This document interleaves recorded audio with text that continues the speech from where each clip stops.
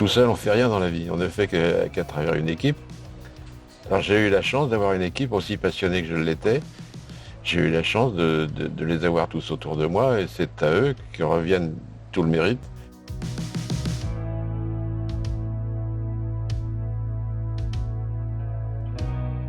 Il a commencé à monter une petite équipe à Dieppe et ces gens-là ont donc d'abord fait un premier modèle qui s'appelait A108 et ensuite quand est apparue la Renault 8, le modèle a évolué pour devenir la berlinette A110 qui est celle reine des rallyes.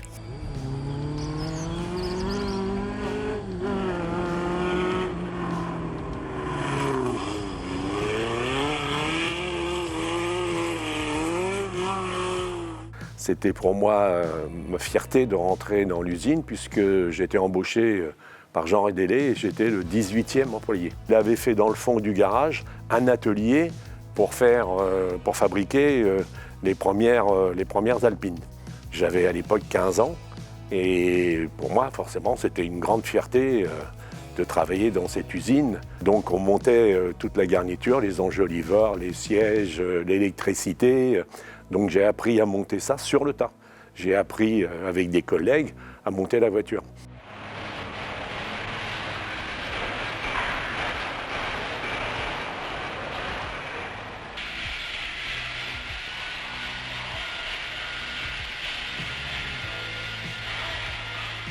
Mon premier poste au sein d'Alpine, ça a été de prendre en charge les fabrications à l'étranger, d'assurer la mise en route des fabrications, de suivre les évolutions, d'homologuer les pièces qui se fabriquaient localement et d'être l'interface entre le licencié à l'étranger et l'usine mère, que la voiture qui sortait de ces ateliers ou de ces petites usines de fabrication, elle soit rigoureusement identique ou tout au moins avec une différence maîtrisée par rapport à ce qui se faisait à Dieppe.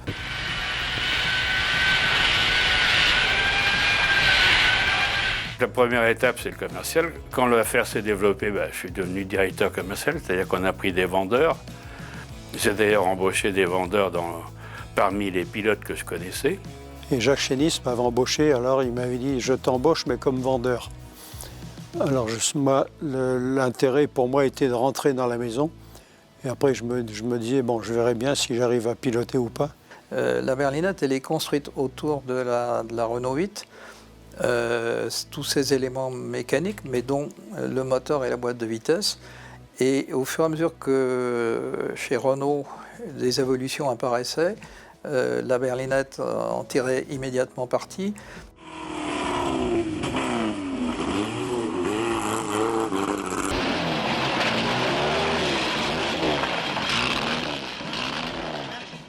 Alors, avenue Pasteur, c'était une petite usine qui se trouvait juste à côté de l'hôpital. C'était pas un labyrinthe, c'était, excusez-moi le mot, mais un bordel. Il y en avait partout. Comme on repoussait des murs à chaque fois, un petit bout par-ci, un petit bout par-là. Il y avait une exiguïté des locaux avenue Pasteur qui très vite est devenue critique. Donc la production à l'étranger a permis de contourner un petit peu le problème. Mais ça, c'était quand même une solution intermédiaire.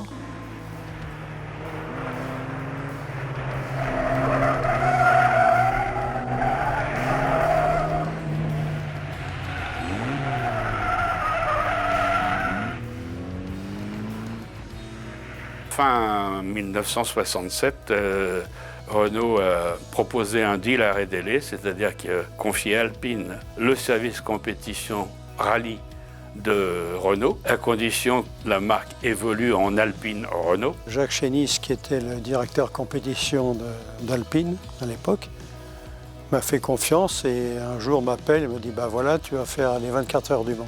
Alors pour moi, c'était une grande surprise et puis j'étais quand même un peu angoissé. Je voulais surtout finir la course, voilà, et pas casser la voiture.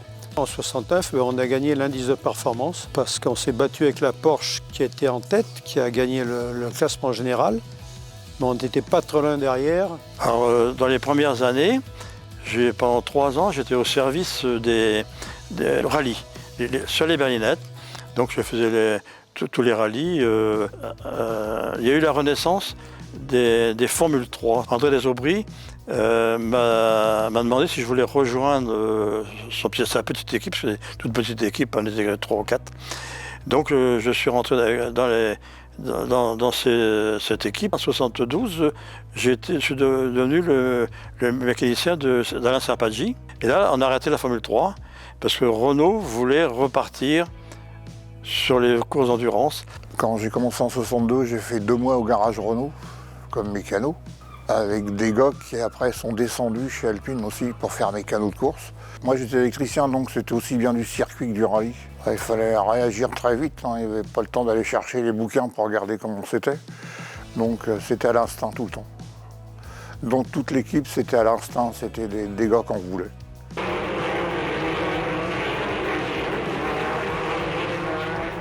En 68, Jean Rédélé m'a demandé si je voulais aller m'occuper de la fabrication d'une voiture de la berlinette dans l'Eure-et-Loire à Thiron-Gardet. Donc au départ, j'y allais surtout pour former le personnel, hein, aussi bien sur le polyester, sur la peinture, sur le châssis, on fabriquait également le châssis, l'électricité, tout l'ensemble de la voiture. Les caisses partaient ensuite à Dieppe pour monter la mécanique. Thiron-Gardet, on a fait jusqu'à 4 voitures par jour. On était à peu près 120 personnes. Jean Rédélé a beaucoup investi dans les années 65-70 et il a été obligé de demander de l'aide à Renault. Ils ont offert à Rédélé de lui prendre 70% tout en le laissant président. Quand tout le monde s'est installé avenue de Bréauté avec 5 ou 10 fois plus de place qu'avenue Pasteur, tout le monde était ravi de changer d'échelle. Ah bah forcément c'était agréable, il y avait de la lumière, c'était éclairé, c'était spacieux, c'était voilà quoi. On fabriquait à l'époque des GTA, les GTA Turbo, il y avait les Renault 5 Turbo aussi.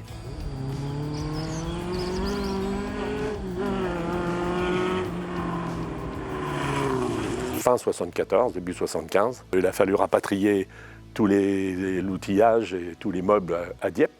Donc c'est ce qu'on a fait. Donc après, quand je suis rentré sur Dieppe, je me suis occupé de la fabrication des carrosseries et de la peinture.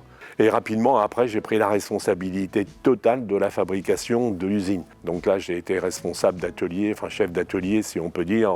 Les achats étaient faits par le service technique, le bureau d'études. Pour pouvoir constituer un service achat et puis constituer un service approvisionnement, il me faudrait une nomenclature.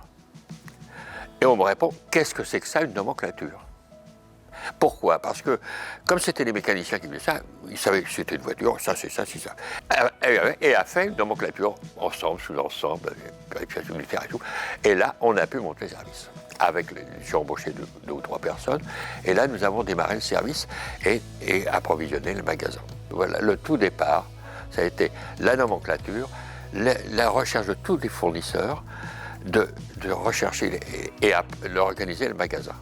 Les normes d'homologation pour avoir le droit de circuler sur la route avec une auto allaient en se sévérisant de plus en plus. Et à un moment donné, la structure de la berlinette devenait vraiment incompatible à moyen terme. Il aurait fallu la faire évoluer profondément. Et s'est arrêté à Dieppe en 1977 et donc a abouti à un chiffre de 7176 voitures. Tout le monde savait ce qu'Alpine devait à la berlinette. On avait quand même vraiment le sentiment qu'une page de l'histoire était en train de se tourner. Je me suis dit, écoute, si tu veux encore te faire un peu plaisir avec une berlinette, il faut passer commande. Les gens en production et à l'ordonnancement-lancement de la mise en fabrication des voitures, eh ben, ils ont pris l'initiative de mettre ma commande toujours en dessous de la pile. Et en fait, ils m'ont fait le cadeau de me faire hériter de la dernière voiture, la dernière berlinette. J'ai bien pris conscience du rôle qu'elle avait dans l'histoire de la marque.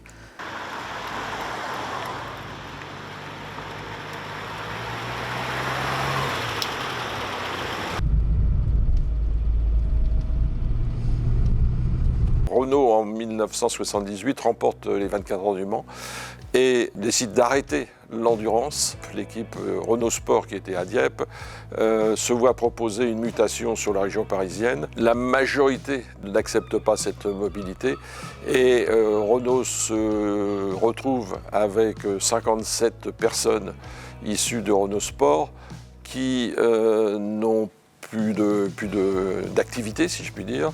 Après Le Mans, on n'a pas voulu suivre à Paris, parce que déjà la famille avait déjà subi beaucoup de sacrifices. On nous a proposé de travailler, qu'il y a eu la création du Berex. J'ai fait Alpine et après le Berex. Nous, on était bureau d'études et on concevait les voitures pour Alpine. Donc nous, on se déplaçait chez Alpine. Le Berex était capable d'étudier un véhicule depuis son idée jusqu'à sa mise en fabrication. On a modifié la 310 et après, en même temps, il y a eu le début des Alpines, la GTA et puis la GT Turbo et la 610. En 1992, se posait le problème effectivement de comment réorienter un petit peu le Berex parce que nous avions une activité très insuffisante pour Alpine. Dès 1992, l'idée de rapprochement avec un bureau d'études a commencé à se faire et de 1992 à 1995, on a organisé ce transfert. Berex a donc fermé au mois de mars 1995. Notre municipalité était portée par la fierté d'avoir sur son territoire un véhicule qui avait une grosse cote dans le marché de l'automobile et surtout de la course automobile, et donc qui était donc de ce point de vue-là un porteur de célébrité. Et puis en même temps, je suis issu d'une période où on était tout le temps en revendication, y compris pour Alpine, chez Alpine, à cause des grèves que les travailleurs avaient engagées. Ils voulaient garder leur outil de travail, et ils avaient raison.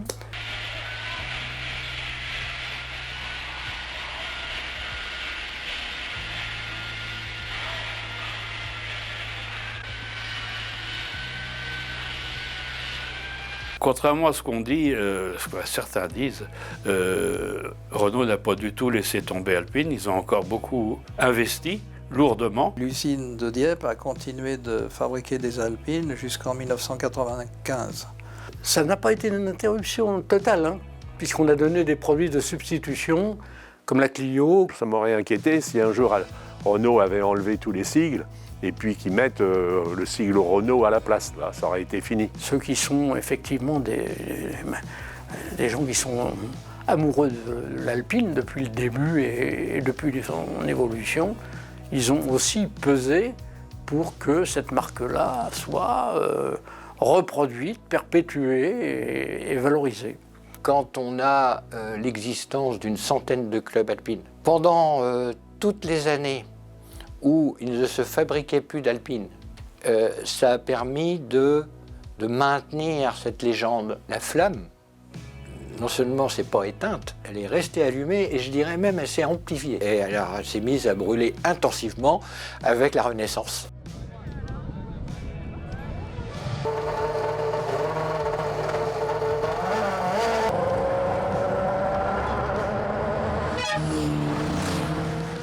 Le projet, en fait, il est arrivé par la petite porte.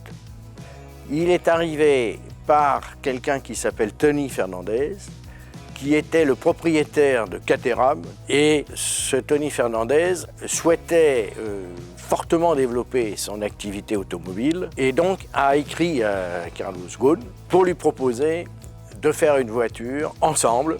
Sans Caterham, cette voiture n'aurait pas existé. Et pourtant, il était essentiel de se quitter. Il m'a fallu faire un bras de fer avec Renault pour obliger Renault à accepter que nous rompions, puisqu'à la fin, c'était intéressant pour le projet. Nous sommes, je vous garantis, surmotivés, démultipliés pour trouver toutes les solutions et atteindre l'objectif. On a fait une voiture intégralement en aluminium, rifté collé. Nous avons voulu montrer que c'était quand même une Alpine que nous faisions. Alors comment on donne des signes?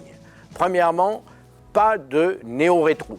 Nous avons voulu faire ce que j'appellerais plutôt des clins d'œil, qui montrent que cette voiture, c'est bien une Alpine. La démarche a été vraiment celle qu'il fallait. L'idée de dire, effectivement, il y a cette pépite, mais cette pépite, elle a une histoire, donc c'est là-dessus qu'il faut s'appuyer pour relancer la marque.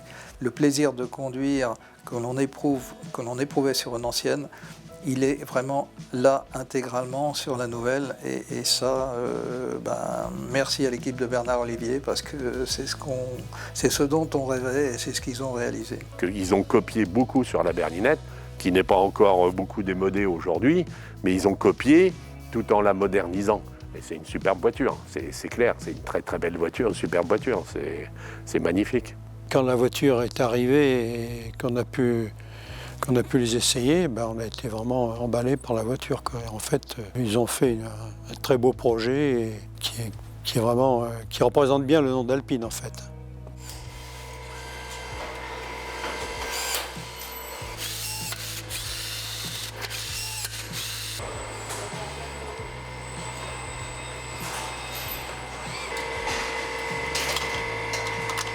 Il est clair que quand il s'est agi de faire la nouvelle voiture, en alu, de toute façon, il n'y avait aucune usine chez Renault qui savait faire ça. Donc, ça faisait partie d'ailleurs des arguments, il fallait le faire à Dieppe. Je voudrais souligner le rôle très important des élus. Nous avons été soutenus par tous pour arriver à trouver les solutions qui nous a aidés à crédibiliser le projet Dieppe. J'ai eu coutume de dire que Alpine, c'est l'ADN de Dieppe. Que l'histoire d'Alpine se conjugue avec Dieppe, et je n'imaginais pas Dieppe sans Alpine. J'étais surtout conscient que derrière Alpine, c'est des familles qui vivent, c'est des salariés, c'est des jeunes qui peuvent trouver un boulot. Dieppe, c'est Alpine. Alpine est au cœur de Dieppe, juste à côté du port. Il ne peut pas y avoir d'avenir sans l'industrie automobile sur le territoire, et donc on va tous se poser, on va faire un bilan de ce qui existe, de nos forces, de nos faiblesses aussi, et puis on va réfléchir à comment on écrit les pages de l'avenir automobile sur le territoire. L'agglomération est intimement liée à Alpine et que dès le début, l'agglomération a misé sur Alpine. Un des premiers actes de l'agglomération, ça a été de libérer le terrain de Toumire afin de permettre à l'entreprise de se développer. Mon rôle, ça a été de faciliter le transfert d'activités depuis le site de Bréauté sur Eurochanel, parce qu'il fallait libérer de la place pour la fabrication de la future A110.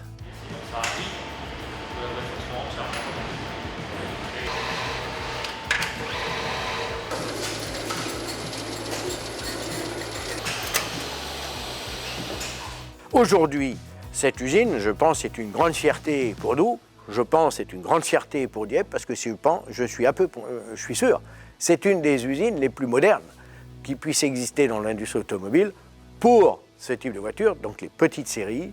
Ça donne une fierté à la population. Et c'est la reconnaissance des efforts. On est fiers d'avoir ce savoir-faire à Dieppe, on est fiers du Made in Dieppe. Ça a aussi été une proposition, et ça c'est important de le souligner, du nouveau directeur du site, qui dès qu'il est arrivé nous a dit ça serait bien qu'on réfléchisse ensemble à comment on marque l'entrée de Dieppe, pour que tous ceux qui viennent à Dieppe, les touristes mais aussi les Dieppois qui reviennent sur Dieppe, voient ces deux voitures en se disant que cette haute technologie automobile et l'avenir de l'automobile avec l'électrique, c'est bien à Dieppe que ça se passe.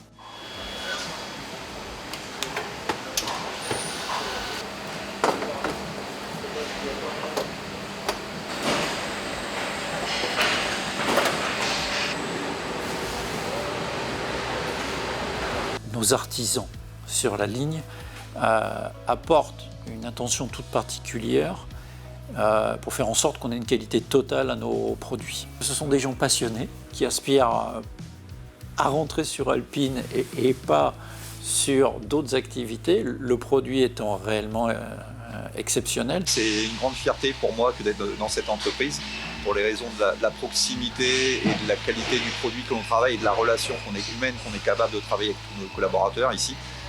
Naturellement, le produit est ultra passionnant, la responsabilité qui m'est assignée est naturellement très prenante, mais très enjouissante en continu. Et finalement, c'est toujours une très grande fierté pour moi que de parler de ce que je fais, de ce que je vis au quotidien.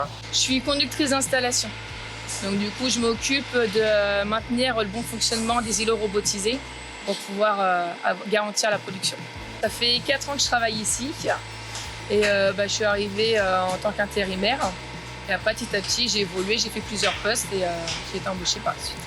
Finalement, ce qu'on demande un peu, c'est d'avoir des gestes très précis et très efficients pour atteindre le résultat que l'on vise. Et finalement, c'est l'ensemble des collaborateurs qui sont dans l'usine qui font cette qualité dans chacun de leur corps de métier. On est allé jusqu'à, sur le plan cognitif, à demander à nos collaborateurs de mémoriser 55 minutes de temps de cycle. Ça veut dire qu'ils sont totalement polyvalents, autonomes, totalement sous autocontrôle et capables d'assumer beaucoup d'activités. Du coup, il y a un stage de 2 semaines où on nous explique un peu l'usine, les postes qu'il y a au sein de l'usine. Et après, sur place, les opérateurs déjà en poste, ils t'expliquent. Après, il y a des formations, il y a un process à respecter. Donc du coup, tout ça est regroupé lorsqu'on arrive au poste.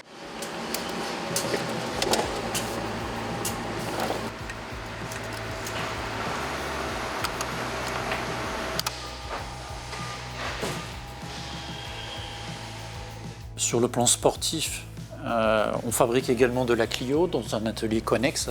Voilà, on a remporté l'année dernière quasiment tous les championnats asphalte, rallye. Donc c'est un véhicule qui a de belles prestations. Donc à Dieppe, on fabrique exclusivement de la Clio pour nos véhicules de compétition. Nous fabriquons un véhicule de A à Z, on va dire, hormis la tôlerie, puisque nous ne fabriquons que la tôlerie de l'Alpine.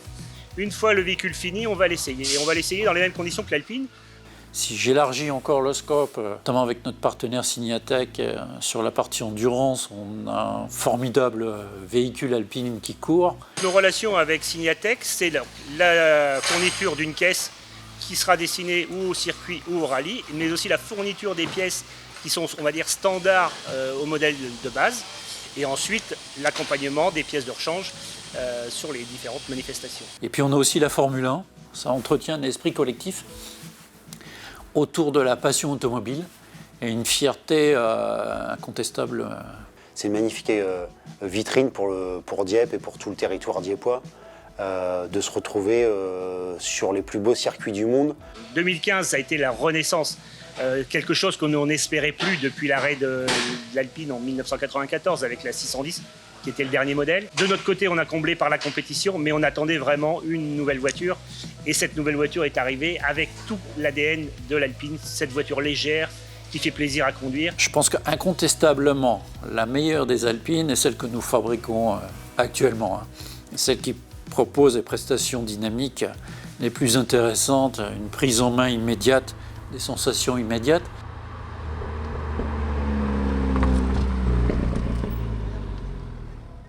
Quand on est assis dans ce véhicule, finalement, ce qu'on y voit avant tout, c'est son agilité et sa performance, qui est à mes yeux remarquable.